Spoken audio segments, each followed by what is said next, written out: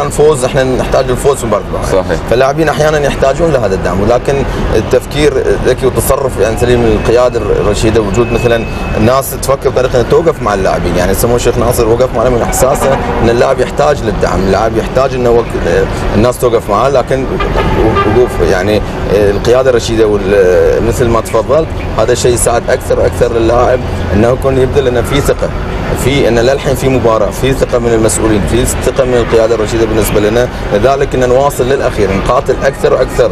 يعني هم بالنسبه لنا اكيد اللاعبين دائما احساسهم انهم هدفهم انه مو بس هم يكونوا يعني يفرحون روحهم، يفرحون اللي حواليهم، هم يستانسون اكثر، يفرحون اكثر اللي يشوفون اللي حواليهم فرحانين. صحيح. فوجود يعني القياده السياسيه مع الفريق، القياده الرياضيه مع الفريق، الجماهير، الاعلام مع الفريق، هذا وناسه اللاعب، هذا اللي يبقى اشياء اللي تبقى عند اللاعب انه هو يخرج من الملعب يحس ويسمع كلمه شكر ويحس تقدير بالنسبه لعمله داخل الملعب من جهد اللي قام فيه. فلكن هالوقفه لاحظنا واحيانا اللاعب يحتاج الوقفه معه، ممكن يكون في وضع مو طبيعي، مثلا في حاله خساره، في حاله النتيجه مو طيبه بالنسبه له، شفنا. لكن في مباراتنا مثل ما قلنا نتيجه يمكن تكون تعادل